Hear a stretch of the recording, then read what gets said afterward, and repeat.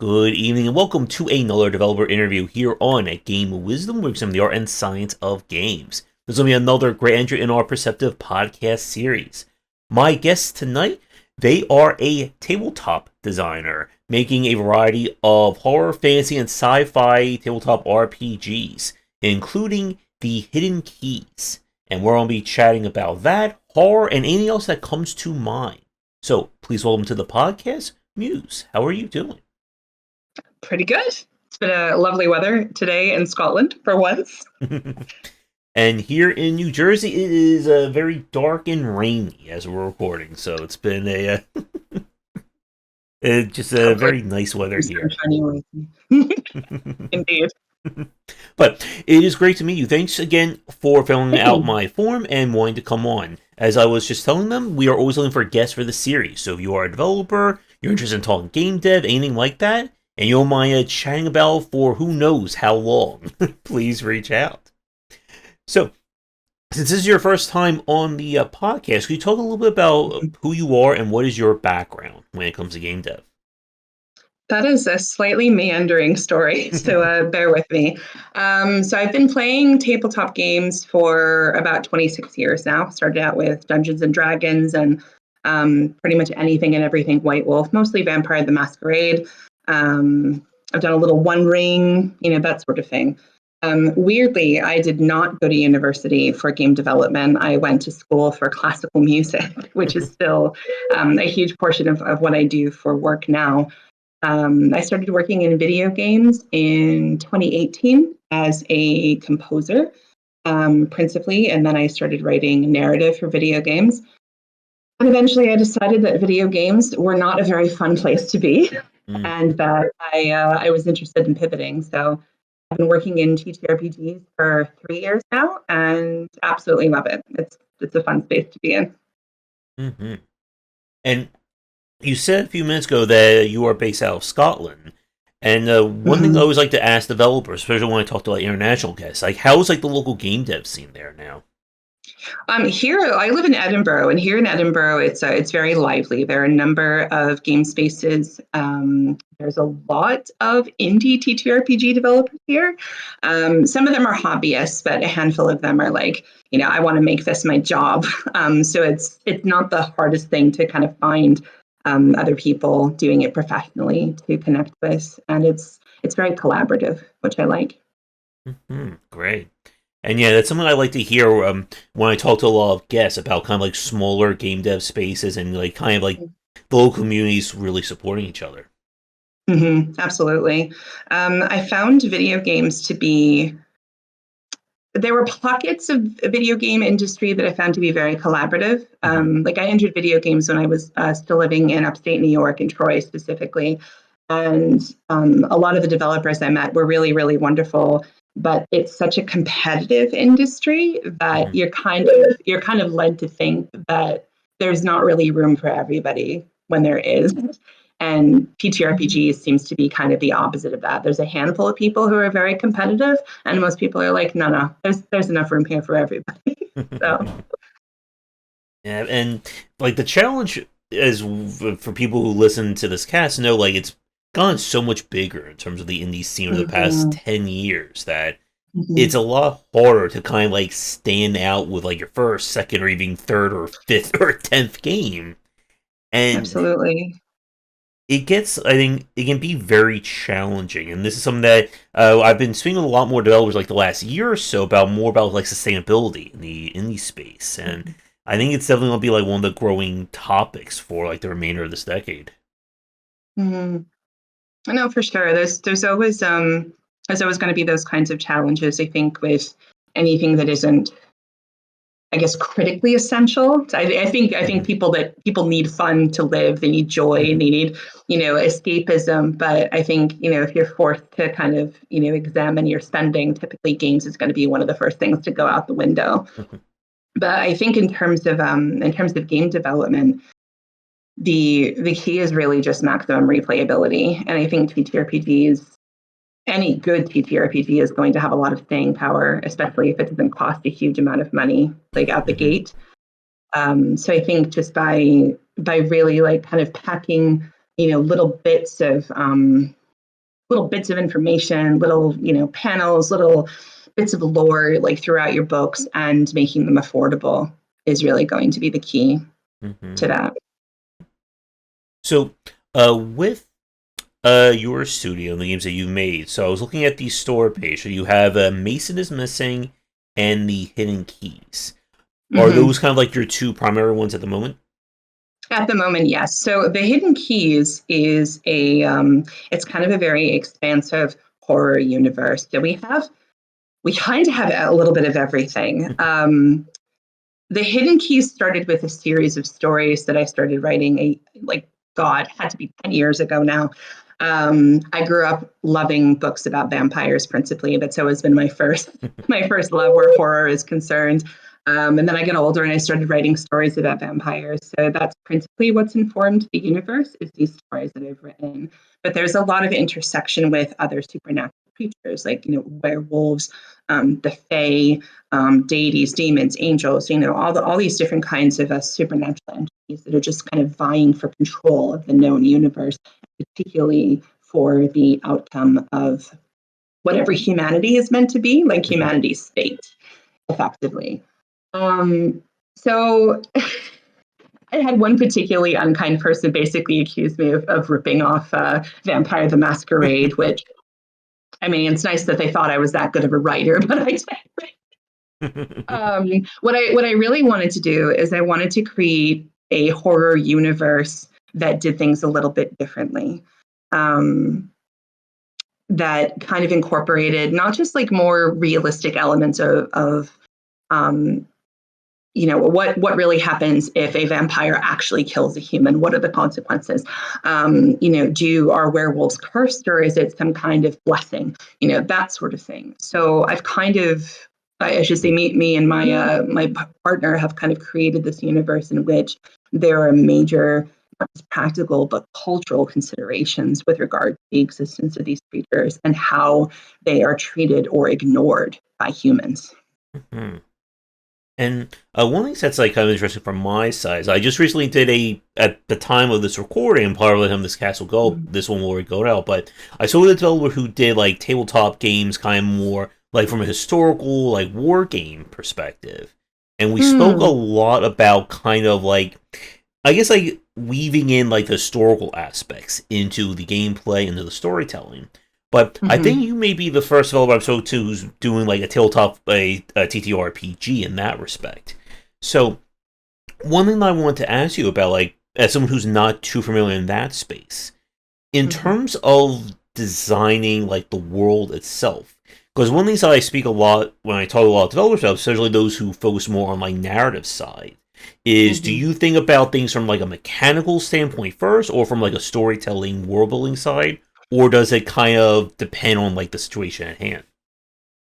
Honestly, I typically approach things from a story and lore perspective first. And I think that is partly because, I'm an avid reader. I've always had a great love of story. And I did a minor in history when I was still at university. So I tried to generate the story first, and then from that extrapolate how I think the mechanics are going to work. Um, I feel like mechanics for me personally are a little bit more difficult than narrative, because despite having played a lot of games, I've never been the person to actually design mechanic systems. Whereas my partner has worked in tabletop and board games professionally for a really long time. So they are much more experienced with how these things are designed and that sort of thing. So we came up with this really lovely system together, that kind of helps to, reflect the kind of the mysterium and the horror and the terroristic elements in a realistic way, while at the same time like providing very material consequences for when things go badly. And I have often felt that was not something that I got from other TTRPGs that I've played. I never felt that the consequences of failure were varied enough. Sometimes too catastrophic, sometimes not catastrophic enough. So we worked really hard to cement that bit. And how long have the two of you been working on the Hidden Keys for? 2 years, just about 2 years. Um, we were still living in London when we started working on it, and I remember saying, I've been working on these stories for so long, and I would really like to have some kind of like avenue to push them out into the world. But like I was having a really hard time finding a traditional publisher to pick them up, despite the popularity of the genre, at least at the time.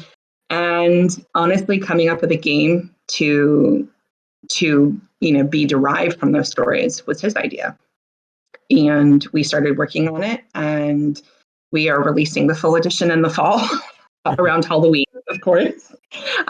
So yeah, I would say it was a good move. um, and it also kind of gives me an excuse to continue writing stories for future future products. But it's also kind of given me an outlet to share those stories with the world in a different way. I started doing a YouTube series a while back. I have not updated it in forever because I'm terrible. Um, but where I started reading the stories aloud in video format. Um, so it's pretty niche, needless to say. I think it's a very specific sort of YouTube enthusiast that listens to those sorts of things. But it's not, so it's niche, but it's not unheard of. There's a couple of other horror creators that I follow that do the same sort of thing. And honestly, they're really good. So hopefully I'll be able to get as good as that in time. But that was also my partner's idea. So it seems to be going quite well.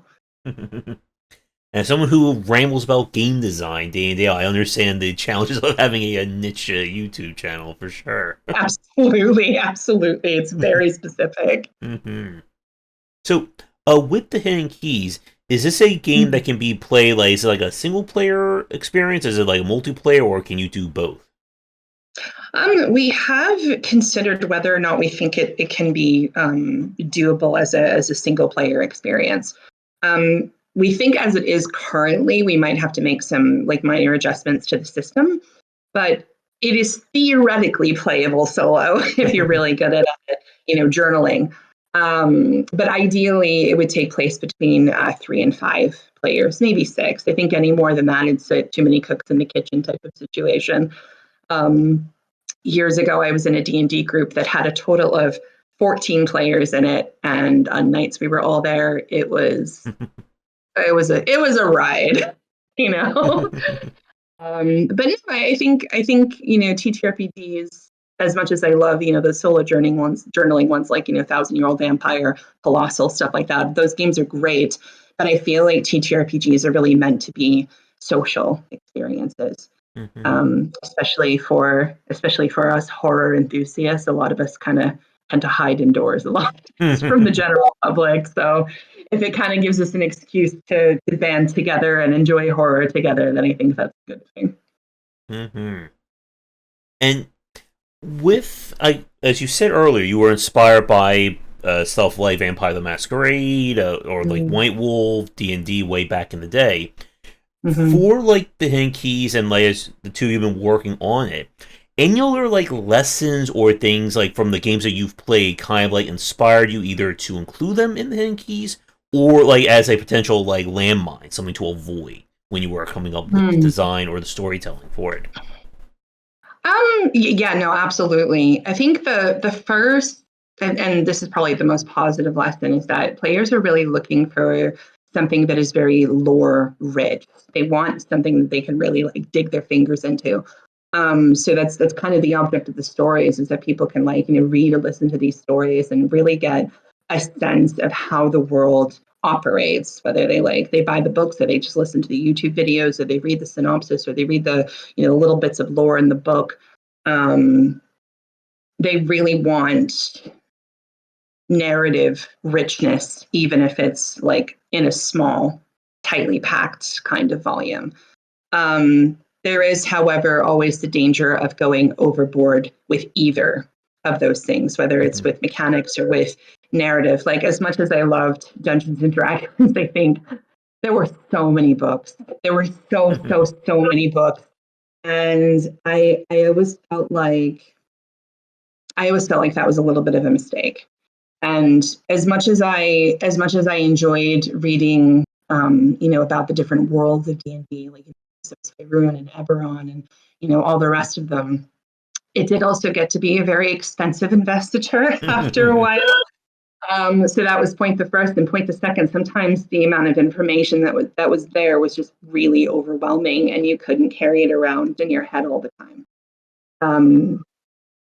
Secondly, there was often a fair amount of homework involved with games like D&D. Like, you had to really intimately know the setting to be able to tell a story, and there was just too much information to really be able to do that without like weeks or sometimes even months of prep time, depending on how long or involved you wanted your campaign to be. I had less of that problem with White Wolf systems. There were not as many books, so it was a little bit easier to really kind of dig your fingers in and get a grasp fairly quickly of how things worked. But I often felt that the mechanic system was extremely unforgiving, and it was very frustrating to try and get anything done with any measure of success. So we really wanted to produce something that was narratively rich without being overwhelming, and had a robust mechanical system that was still really light. So it's we decided to, like, okay, we're going to set up a campaign and see how long it takes us to like design a character and like put down all their skills and their assets and this sort of thing, and how long does it take us to play. We had a campaign going in like half an hour. So we kind of think we've hit a little bit of a sweet spot in like balancing between, richness and desire not to overwhelm the player. But yeah, I think that was probably the second most important lesson is not overwhelming the player, especially not the GM. Lastly, we didn't want the GM to have to do all of the work. Like in traditional TTRPGs, the GM or the DM does like pretty much all of the heavy lifting. They're responsible for like generating the story and determining which way it's going to go. Our game doesn't necessarily work that way. The players have a lot more autonomy, and they're kind of responsible for choosing the kind of story that they want to pursue. So the GM kind of is there to like, help them operate the mechanics of the system and maybe delineate specific, successes or consequences as the game progresses, to drop, little bits of information or ideas as things go on. They can, of course, do it the other way. They can generate a whole story independently if that's what they really want to do, but it's not a hard requirement. Versus traditional TTRPGs where they're carrying most of the narrative load. And I always thought that was a little bit unfair. Very interesting. And one of the points that you brought about kind of not overwhelming with like lore and world building. That is something that is always a challenge. Like I've spoken to a lot of adventure game designers over the years. And there's always that kind of challenge, especially with the adventure game genre itself, of getting someone like through the door into like experiencing this game. And it's a very common trap that we see in terms of just like overwhelming the player. Here's 40 minutes of, narrative world building before the game even begins, especially if you're trying to like onboard someone to it. And with writing for the Hidden Keys or come up with like the lore itself, what was like kind of like, I guess, like how did you approach it then in terms of wanting to get someone like into this space without again requiring a 3 to 5 hour reading or teaching session before? It is a little bit dependent on time and place, but like we kind of, in the text we kind of encourage the players and the GM especially to kind of root things in what they already know. So like, the universe of the Hidden Keys is effectively our world, our universe.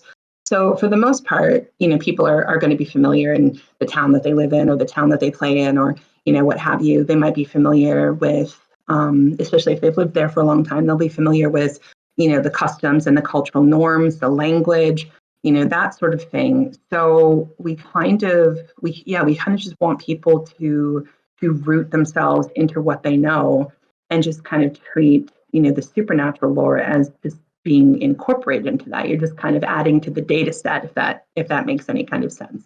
Like if you were a human living in Chicago, for example, maybe there's this whole hive of vampires that lives in Chicago that your human doesn't know about. Maybe they're going to get attacked by one. Maybe they're going to get converted by one. Who really knows? Maybe you live in, a semi-rural area and there's wild fae that live in the forest, or there's werewolves that live out on the plains. You have no idea of knowing, but it kind of makes it easier to root those ideas in places that people are already deeply familiar with. So, yeah, I think that's one of the ways in which we do it differently. We don't necessarily have, these really like high fantasy elements where you have to imagine a completely different world from the one that you live in. I guess that's probably the biggest thing. But we also try to root, the lore of these individual groups, like the vampires, the werewolves, the wild fae, in other familiar associations. Like the wild fae, for example, belong to an element. There are they have the woods, principally live in forests and sometimes on plains. They have the seas, are like water fairies, like mermaids, and this water spirits, this sort of thing. So most people are going to be familiar with the concept of the five elements, even if they're not spiritualists or pagans or any of that sort of thing. So we try to utilize the real world and its influence as much as humanly possible. And I want to say that is something I learned from my time playing things like Vampire the Masquerade and Werewolf and all the rest of it, is that it was very, very rooted in time and place, and that made it much easier to immerse into the universe in question. Mm-hmm. And with kind of like grounding elements like that, it's another challenge when we talk about kind of building like a fictional world. Like there have been like lots of stories where everything just like goes off the walls in terms of different terms. Everything has its own unique language to it, and like for myself, and I think this also kind of gets at like to bring more into like, the horror side of things. I always like horror and stories like this where as you said, it's like more grounded. Like you can kind of understand like what's happening, and it's not about like super high stakes. If your character dies, it's the end of everything, and all life as we know comes to an end if you fail a dice roll, or in my case, fail a stealth check at some point. Yeah. No, very, very relatable. I think the solution to that, at least for us, has been to just kind of be reasonable. Like it's the majority of people are rarely going to find themselves in a situation that is going to permanently upend their life in some way. It's not that humans, don't have unfortunate circumstances. Of course, we do. Some of us are, some of us live in war zones or are fleeing from them. Some of us experience the terrible burden of things like disease, cancer, things like that. But most humans are going to be born and live relatively normal lives and come to the end of it, not unscathed, but certainly not with, numerous catastrophic experiences, kind of marring their psyche, aside from just the traumas of everyday living, because everybody has to live with that. But yeah, I guess to kind of return to the mechanics discussion, we really tried to create a system that was more realistic about the consequences that it rendered. But, catastrophic consequences don't necessarily have to mean the whole party goes kaboom. It's just like be reasonable based on the situation that you're in. What is the most likely thing to have happen? Is it an immediate effect, or is it going to be a more gradual one? Is it a physical effect by default, or is it going to be, social, political, financial? Like any of these consequences or outcomes are a possibility, because those are the kinds of lives that people lead. if I, trip and fall, I might break my nose. But if I insult the wrong person at a party, I might be denied a job. So, I might not necessarily get punched in the face over it, if that kind of makes sense. So you have to be reasonable. And I think that a lot of TTRPGs, even the ones that I've played, as much as I love them, do not approach it that way. There's a set list of consequences that you have to experience if you fail at something or if you succeed at something.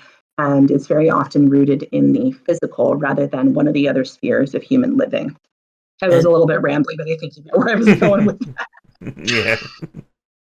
And like consequences in like any game, be it tabletop or video game, are very interesting to work through.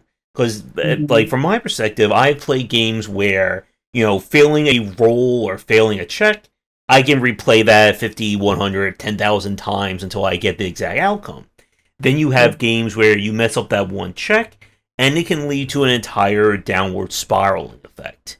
And especially we talk about like roguelike and roguelite style games. And people like the general consumer are like, it's still like very hard, I think, for people to comprehend checks like that.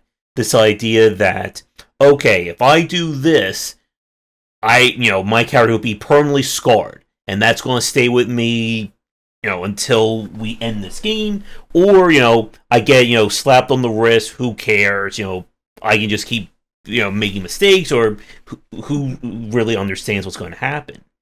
And from like writing like your world and coming up with the mechanics for the Hidden Keys, as you were saying, like you didn't want to make it seem like, okay, our party just got completely destroyed. This game is over. We burned this entire thing. We're never going to play it again. Like, yeah. How do you approach consequences in that respect? In terms of they have to matter, but you don't want to make it world-endingly matter. Right. Well, I think it kind of pertinent to what I just mentioned. If I insult the wrong person at a party, I might not deal with consequences. I might deal with social ones. That sort of thing. Like you have to. How do I put this? I feel like that the danger of going too much to the other side is just kind of ruminating endlessly about the number of consequences or the type of consequences that a person could face if they do the wrong thing. But I think that the consequences for failure at anything, and speaking from just my lived experience here, the consequences for failing at anything are usually not are usually just not world ending. Like, I've been fired from jobs. I've flunked classes at school. I've had, relationships that I really valued, like blow up in my face, but I mean, ultimately none of these things ruined my life. I went on. I usually carried a certain amount of pain with me for a while, following that, whatever it was that happened, depending on the severity of it. But it's very, very difficult for any singular event to completely ruin a person's life. Short of something like war, really, or very, very serious terminal disease, that sort of thing. Serious mental health conditions can also do that sort of thing. But the thing has to be really, really serious and come with like really, really, really dire consequences for it to be ultimately life ruining. Like, for example, a person, I guess to cite a personal example, I had a friend in high school who suffered from bipolar disorder. And she had a very unfortunate experience with drug use at one point when we were teenagers. And she is permanently hospitalized just because of the damage that, the drug usage did to her brain. Like she had an overdose and she has never been the same since. So that's something, that was also kind of a freak accident. Most people that suffer from something like bipolar can hopefully, get care for their condition, can take medication and maybe not live completely normal lives. but live the same life that they might have otherwise, or a similar life otherwise. Whereas, my friend kind of did have world-ending consequences because of something that wasn't really intentional, but was catastrophic for her personally. That's not going to be a categoric experience for people with that specific health condition. She was just really, really unlucky. So yeah, I'm just going to return to be reasonable. Failing a stealth check is probably not going to explode your party. Even failing something like a like an intelligence check or an etiquette check or something like that is probably not going to get you killed. It just really depends on the circumstances. Like, let's say that you're a vampire and you decide to go and gather where all the other vampires gather, and you're rude to one of them. And maybe nothing happens. Maybe that person is just unimportant as you are. Or maybe that person is a regent and they decide that, oh, no, you are far too disrespectful to be a member of my court. You need to leave immediately. Maybe they have you killed on the spot. Who knows? It depends on the regent, really. So I think part of it does have, part of it is down to what are reasonable consequences to deliver at this time, or are they a little bit more further out, and how good a grasp do you have on the personalities and like motivations of the people who are present in the scene that you're playing or of the environment. Because just saying, any sort of failure is going to just, end your world is not realistic. It's just not realistic. Sometimes it will end your world. Most of the time, you might not walk away unscathed, but it's not going to end your life. It's not going to ruin your life completely. It's just going to be what it's going to be.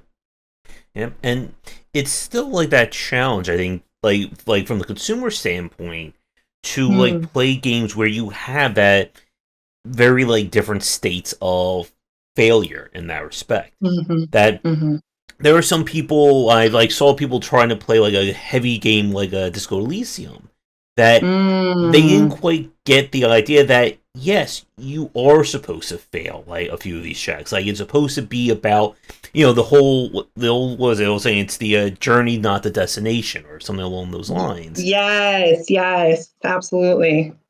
And it's very like as someone who like even though I'm not a tabletop player, I have played tons and tons of strategy games, RPGs, lots of games where choices obviously matter. And there's still that stigma, I feel, from like the general consumer, especially about RNG. Like we can have an entire discussion about, if it says 50% chance to succeed and you get 3 failures, that doesn't mean that the mechanics are broken. That's just 50% being a lot lower than what people would expect. And right. I guess to bring this to the Hidden Keys and what you and your partner are doing, in terms of like defining the mechanics or the rules of the game, as someone like who played these games and now made your own, like what was it like sitting down and actually trying to figure out what is the rule set for my world? I think at first our conversations are very rooted in how we did not want it to work, if that makes sense. Like we didn't want a system that involved, a lot of homework, as I mentioned. We wanted it to be easy to interpret. But we also wanted to make sure that the people playing the game actually did have like a moderately good chance of success at whatever it was that they were doing. So like I mentioned earlier that my chief complaint about Vampire specifically was its mechanic system, principally how roles worked, and it was so hard to get anything done. And so we kind of returned to really this about this system and that system and that system. How do we kind of want things to go? And I mentioned that like there has to be a middle ground between the possibility of failure and the likelihood that a person who is really good at something is going to succeed at it. Like I guess by way of example, I mentioned earlier that I went to school for classical music. I'm a voice major, I'm a mezzo soprano. The likelihood of me getting onto a stage and completely embarrassing myself by singing badly at this point, having done it for as long as I have, is pretty unlikely. It's not impossible, but it's unlikely that I will do a really terrible job of it, right? Similarly, my partner has a degree in art.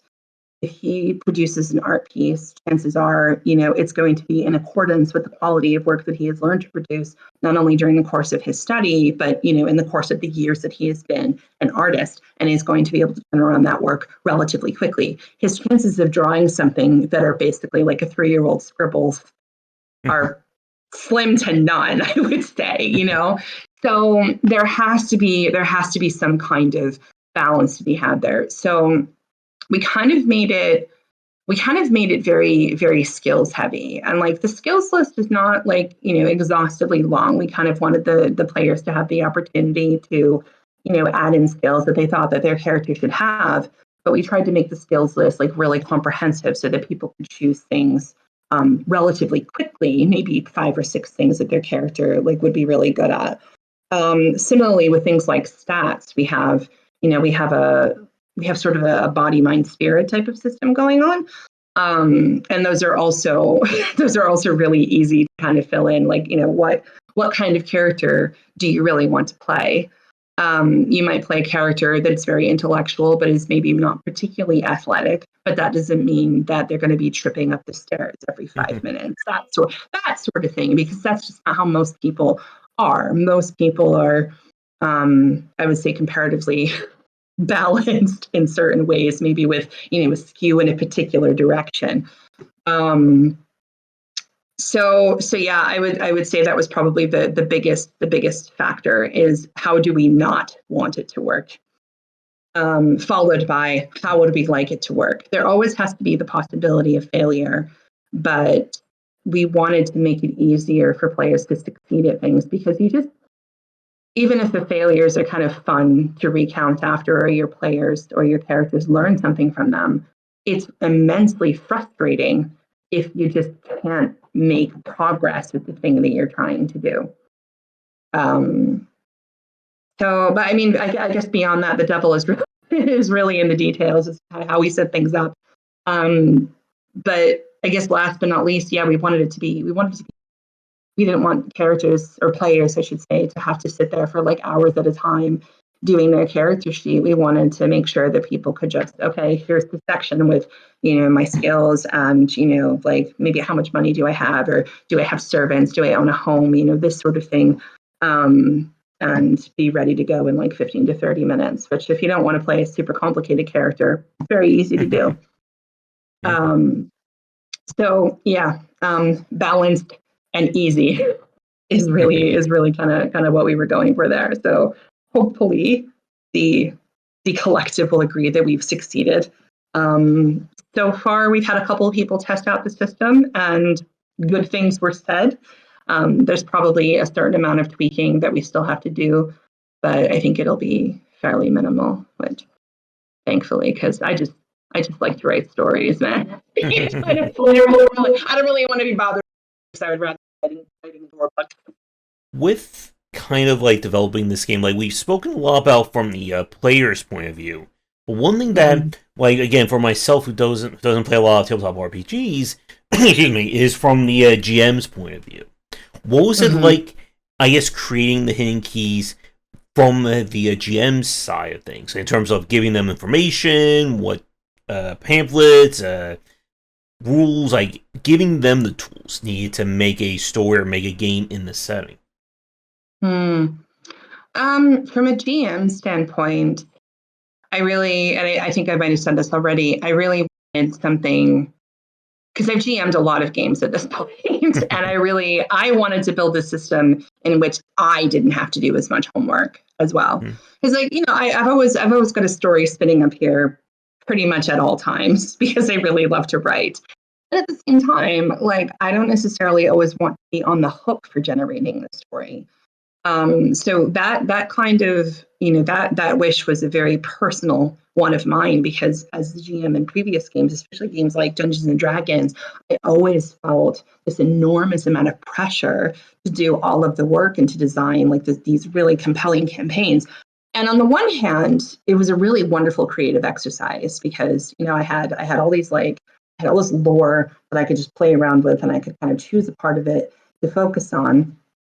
But at the same time, yeah, it's like figuring out how that lore is going to inform your game, figuring out how the characters that you have, however disparate they might be, you're going to slot into that lore it's a lot. It's a lot of work. And then, before you even get to kind of generating the story or guiding your players through the story that you've kind of cooked up in your head, there's always that messy business of let's have a character creation session, and that's all you wind up doing for that first session is kind of walking people through making their characters, and then everybody goes home a little bit frustrated because we didn't actually get to play. So I wanted something that was really, really lightweight. Unfortunately, my partner agreed with that. But I think it's, from a GM standpoint, I wanted GMs to really have a much more balanced participation in the story, where they don't have to do it themselves, and they can kind of, work with the players in a more equanimical kind of way, where they're not only not responsible for the storytelling, but they can kind of work in an improvisational way with the players. Like, okay, I kind of wanted them to do this. Players are kind of going this direction. So what can I put at the end of this path that they're going down? What's reasonable to have them do next? You could even just throw something random in there, like, oh, maybe a group of wild fae, or a nest of werewolves, or something. They randomly stumble across a magic user, because we have those too. Yeah, so I wanted it to be lightweight and fun, rather than, just, oh my God, I have all these books to read. I have so much work to do. I have to write up the chronicle notes.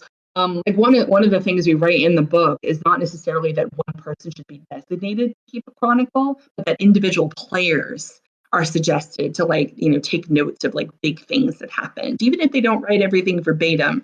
Write the big beats down, so you can kind of remember what happened before, and it's not solely the responsibility of GM, which I thought I was very clever for having thought of that, because it was always up to me to write up the chronicles in the past of other games.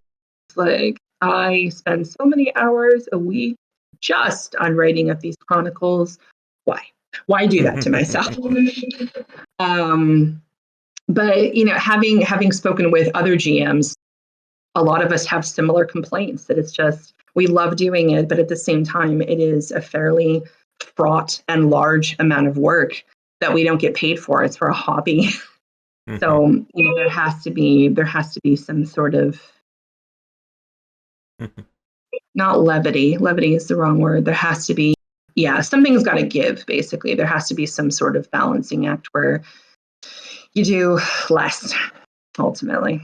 I know GMs that have quit over it, especially if they had, players that were very, I guess needed a lot of hand-holding, is how I would describe it, which, some players get very nervous about doing the wrong thing or pursuing the wrong, thing narratively. And I do want to be sensitive to that, because it's, especially for new players, it can be, kind of overwhelming. But I do think that, even if you have players who have a lot of experience, there's a lot of undue pressure on GMs that I would like to alleviate with this system, particularly. To go back to what you were saying at the start about not requiring tons and tons of books, you don't need to spend lots and lots of money to keep up with it. That is definitely something, at least from my perspective, that thankfully I don't have to worry about. I just have to worry about just buying new games constantly. But it is that kind of challenge. I guess, as someone who's been playing this for so long, what, in terms of long-term maintenance or upkeep with a tabletop, How are you like approaching that with the Hidden Keys in terms of like expansions, or if someone wants to keep playing this, or if a group really loves and they want more and more and more, Mhm. how do you approach, I guess, like expanding this out? I think that there is certainly an argument to be had, not only for popular demand, but for the consideration of money, because Triplecast is a business, Mhm. so we do of course have to make money. But I think that the again, it kind of comes back to balance. So we do have some future additional content planned. Like we want to do kind of um short documents. And when I say short, I mean like maybe 20 to 25 pages PDF for each of the individual groups of entities that we have in the game. And we will probably wind up condensing those into a single compendium at some point when they're Mhm. all written. But beyond that, I think probably what we will wind up doing outside of the core rule book is just continuing to write adventures, especially if people are like, oh, I really love the Brood of Solomon. Can you write an Mhm. adventure that's like about magic users? Or I really love Mahu's Get. Can you write another adventure about werewolves? Mason is Missing is actually an adventure that's specifically about Mahu's Get, the werewolves of our game. So we will probably wind up doing more of that sort of thing. But I think there is said at some point for saying we have told all the stories that we feel we can tell with this specific setting. We're going to move on, and that point is not necessarily always going to be the same with every setting that, or every game that a person produces is always going to be just it's more like a vibe than a okay, we're done. Like no, the story is done. We're fine with the amount of content that we've produced for this specific setting. It's time to move on. I have no idea when that's going to be for the Hidden Keys because it's Triplecast's first title, so we could wind up producing content for a number of years past this point. Um, Especially if people keep telling us that they want more. But I think at the very least, we will wind up producing 1 to 2 adventures that focus on each group, alongside the group specific lore that kind of lets people dig in a little bit more. And I I have a lot more stories planned and books planned Mhm. for the setting in particular. So certainly people are going to be getting a bit more of that lore wise. But I think for me, because I'm the narrative designer for this setting, there will come a point where I say I don't have any more stories to tell about these groups specifically. I'm going to write about somebody else or something else or someone's else. And yeah, it is what it is. Like it's okay to let things exist in their own time. And I think that I mean, I guess I'm thinking about White Wolf specifically. Like a lot of their material is out of print now, so it can be difficult to find. Um, but I mean, I know people that still play, Mage the Ascension and Vampire the Masquerade, and all the rest of the White Wolf titles because they're really good. They're really good games, and a lot of the content is very evergreen. So yeah, I think it's all things have their time, and it's okay to move on and do something else eventually if you feel like it's time. Um, and while it is important for us game devs to make money because we all have to make a living, it is okay to not.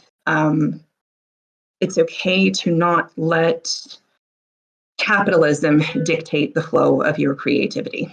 And the other point of that is people will start to like notice, like, if you keep putting stuff out, if the quality is starting to decline, and Yes, exactly, you don't exactly that as well. and that can lead to problems when you're trying to make your next game. Everyone remembers, oh well, I didn't like your 18th expansion, so why should I try and check out your next thing? Exactly, very much so. And there are like well, it's mostly video games that I've quit, due to poor writing. Like Mhm. I played World of Warcraft for a very long time, and at a Mhm. certain point, I was seriously contemplating leaving the game for a different MMO. just because I felt that the writing was really declining over time, and it sucked because like I loved the world, I loved how many different races there were. I have real life friends that I've met playing the game that I'm still friends with. So it was really a very important part of my life, but at the same time, I was not getting, the same anywhere near the same amount of like positive experience from it by the time we got around to Battle for Azeroth as I was when I was playing vanilla. So it was kind of a tough decision. But yeah, I mean, yeah, if your product declines over time, you will lose your player base and they won't be around for the next thing that you produce. And that's you're really just kind of shooting yourself in the foot at that point, because there's always kind of a distinction, or not a distinction, but a balance to be drawn between, we got to give the people what they want, and if we keep doing this, we're just going to run out of steam eventually. And once you start running out of steam, immediately things are just going to start falling down the hill, and it's going to be bad. For So sure. yeah, absolutely agreed. Yeah, you got to think about the long-term quality and longevity of your product line, not just a single product. This has been a great conversation so far. And again, like we can certainly chat for hours and hours on end about these kinds of topics. I do want to touch a little bit on horror, at least for kind of like the back half of the discussion. But a few, I guess, like just like quick, more somewhat quick tabletop questions for you. So one thing that I wanted to ask, in terms of going from a player of these games to making them, I'm sure like for casts of this kind, we probably have people in the audience who are thinking about making that jump themselves, about wanting to write their own tabletop games, wanting to, produce it, manufacture it, sell that kind of thing. From like going from player to designer, were there any like interesting or unique challenges or something you had to like solve that you didn't really think about at the time that like came up during development? I think, well, I've already mentioned that, designing mechanics has never been my particular forte. So I did, of course, have help with, cooking up the Radiant system. But I think that having moved from video games into TTRPGs are a good deal more forgiving, I think, especially if you're really good at writing. So, if you have a good idea for something, just just start slapping it onto paper. Think about, what kinds of, what is your world like? What kinds of people live in your world? Is it a high magic world?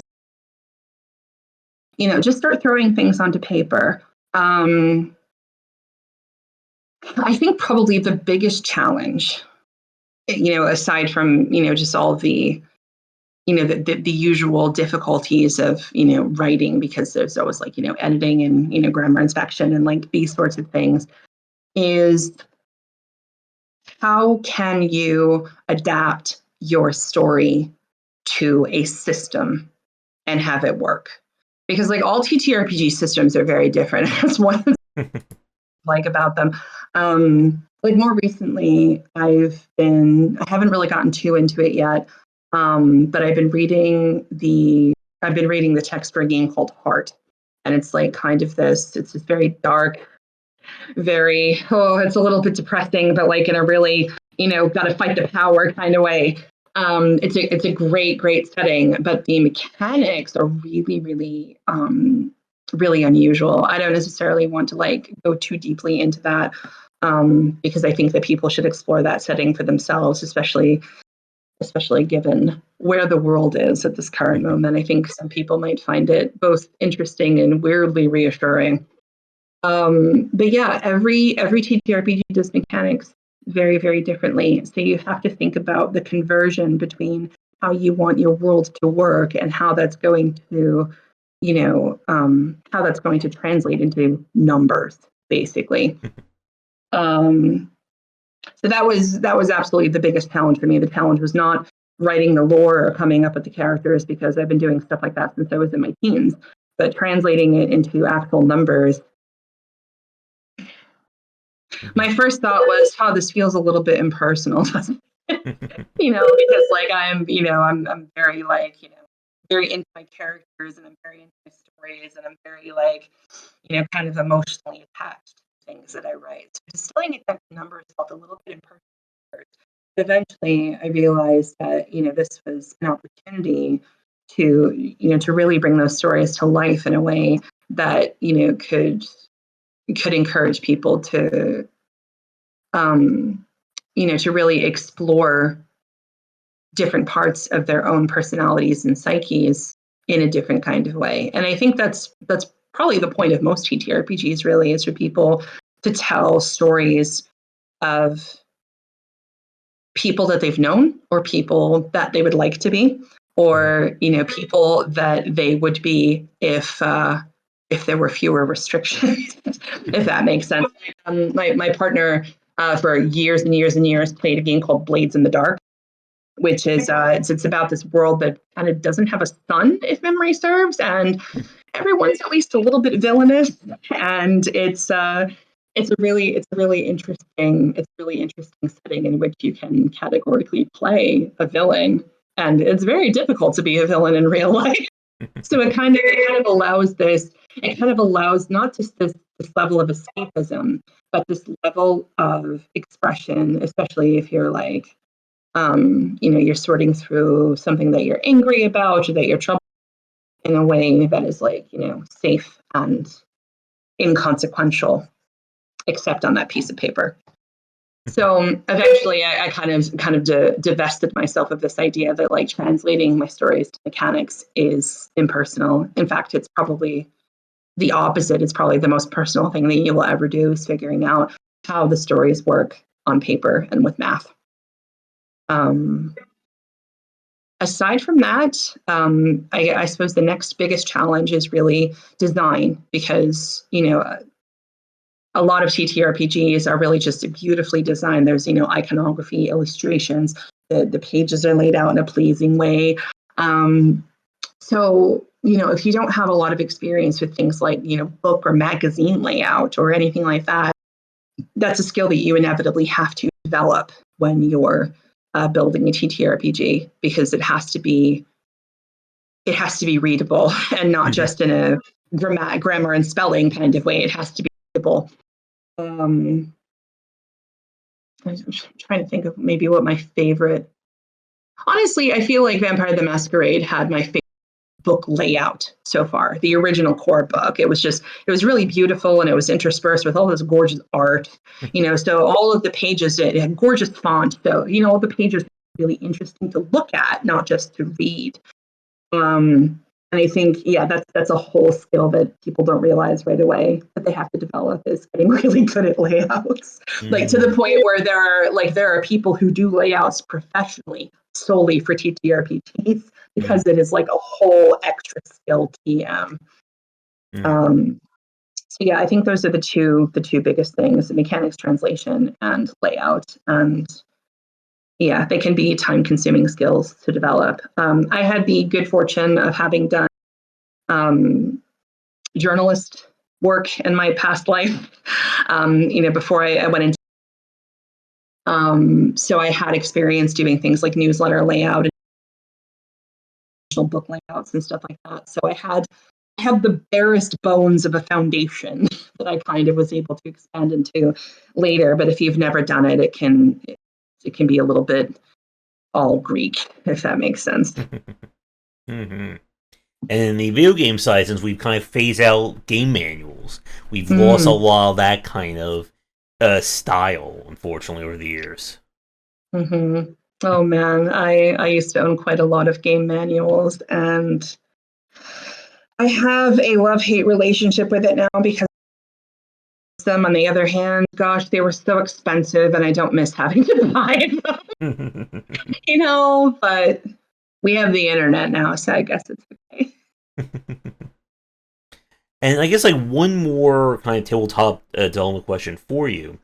For like on the production side of things, like do you do, like, is it all done like digitally? Do you have like physical things that people can buy? Like, I guess, like, how does that work for the Hidden Keys? Oh, so for the moment, we only have digital products. So we are we're actually in the middle of a couple of grant applications to get some funding to put the game into print. So, touch wood. Hopefully, we will have that as an option fairly soon. But for the foreseeable future, it's probably going to be mostly digital for two reasons. One, digital documents are kind of a lot easier for people to carry around. Even if you're just looking at it on your phone, you can look at PDFs on your phone.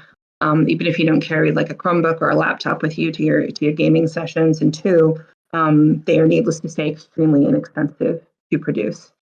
So we really hope to have print copies at some point because some people strongly prefer print copies. I never mind digital documents personally, but there's something very satisfying about just holding a book in your hands. But we've designed the book to be small enough that it's carryable. In the same way as you might carry like your favorite novel on the train every day when you go to work, that sort of thing. So it's not going to be a really massive book the way some traditional TTRPG books are. So hopefully that will kind of also cut down on the expense because like we want our game to be accessible, and that's really really important to us is financial accessibility to what it is that we're producing. Partly because I feel like the whole world is in a recession at the moment. People just don't really have, as much disposable income as they did, say, 10 or 20 years ago, really.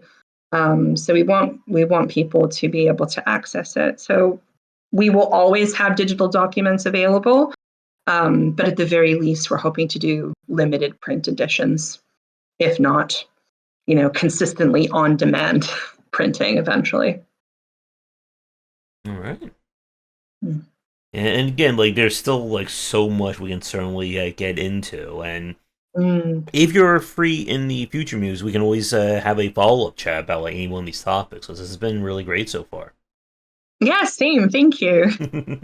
All right, it's that time again. This is another two-part cast as we spend a good hour talking about a whole mess of horror. And that part will be going up in a few days. Let me know what you think about things down below. You'll find links to Muse's site and store and so on as well. We'll be back with part 2. Have a great rest of your weekend. And come back for discussions on game design here and on game wisdom, where some of the art and science of games.